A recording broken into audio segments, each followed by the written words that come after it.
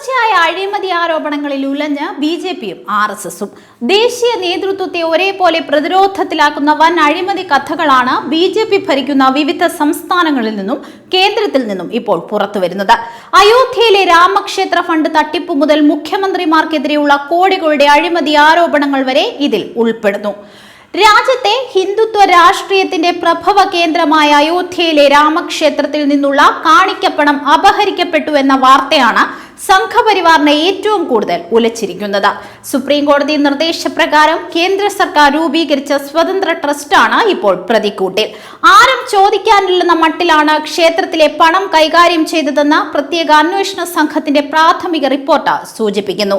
പണാപഹരണത്തിന് പുറമെ വിപണി വിലയേക്കാൾ വൻ തുക നൽകി ഭൂമി ഇടപാടുകൾ നടത്തിയതായും യു.പി. സർക്കാർ വൃത്തങ്ങൾ വ്യക്തമാക്കുന്നു.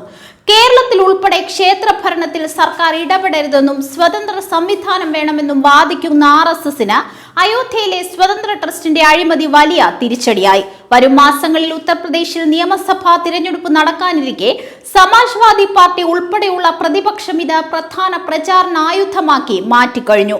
മുഖം രക്ഷിക്കാൻ ട്രസ്റ്റ് തന്നെ ഇപ്പോൾ അന്വേഷണം ആവശ്യപ്പെടുന്നുണ്ടെങ്കിലും കുറ്റമറ്റ അന്വേഷണം വേണമെന്ന കർശന നിലപാടിലാണ് ജനങ്ങൾ. പ്രതിസന്ധി അയോധ്യയിൽ മാത്രം ഒതുങ്ങുന്നില്ല. മധ്യപ്രദേശിൽ 2028 നടക്കാനിരിക്കുന്ന ഉജ്ജയിൻ കുംഭമേളയുടെ വികസന പദ്ധതികളുടെ പേരിൽ മുഖ്യമന്ത്രി മോഹൻ യാദവിനെതിരെയാണ് പുതിയ അഴിമതി ആരോപണം. ഭൂമി ഇടപാടുകളുമായി ബന്ധപ്പെട്ട് നേരത്തെയും ഇദ്ദേഹത്തിനെതിരെ പരാതികൾ ഉണ്ടായിരുന്നു. മുതിർന്ന പാർട്ടി നേതാക്കൾ തന്നെ തെളിവുകൾ നൽകിയിട്ടും ആർ.എസ്.എസിലെ ചില പ്രമുഖരുടെ പിന്തുണയുള്ളതിനാലാണ് മോഹൻ യാദവിനെതിരെ നടപടിയുണ്ടാകാത്തത്. ശിവരാജ് സിംഗ് ചൗഹാനെ മാറ്റി മോഹൻ യാദവിനെ മുഖ്യമന്ത്രിയാക്കിയത് കേന്ദ്ര നേതൃത്വത്തിന്റെ താൽപര്യപ്രകാരമായിരുന്നു. കേന്ദ്രമന്ത്രി അമിത്ഷാ ഇദ്ദേഹത്തെ ഡൽഹിക്ക് വിളിപ്പിച്ച വിശദീകരണം തേടിയെങ്കിലും നടപടികളൊന്നും ഉണ്ടായിട്ടില്ല. ഇവർക്കു പുറമെ കേന്ദ്ര വിദ്യാഭ്യാസ മന്ത്രി ധർമ്മേന്ദ്ര പ്രധാനെതിരെ CBSE പരീക്ഷാ നടത്തിപ്പിലെ സാങ്കേതിക പങ്കാളികളായ സ്ഥാപനവുമായി ബന്ധപ്പെടുത്തി ഗുരുതര ആരോപണങ്ങളാണ് ഉയരുന്നത്. അരുണാചൽ പ്രദേശ് മുഖ്യമന്ത്രി പേമ ഖണ്ഡു ആകട്ടെ 1270 കോടിയുടെ സർക്കാർ കരാറുകളുമായി ബന്ധപ്പെട്ട അഴിമതിയിൽ സുപ്രീം കോടതി നിർദ്ദേശപ്രകാരമുള്ള CBIയുടെ പ്രാഥമിക അന്വേഷണം നേരിടുകയാണ്.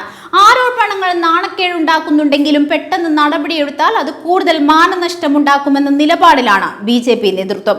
എന്നാൽ വിശ്വാസികളുടെ വികാരം വ്രണപ്പെടുത്തിയ അയോധ്യ വിവാദത്തിൽ ആർ.എസ്.എസ് നേതൃത്വം കടുത്ത അമർഷത്തിലാണ്.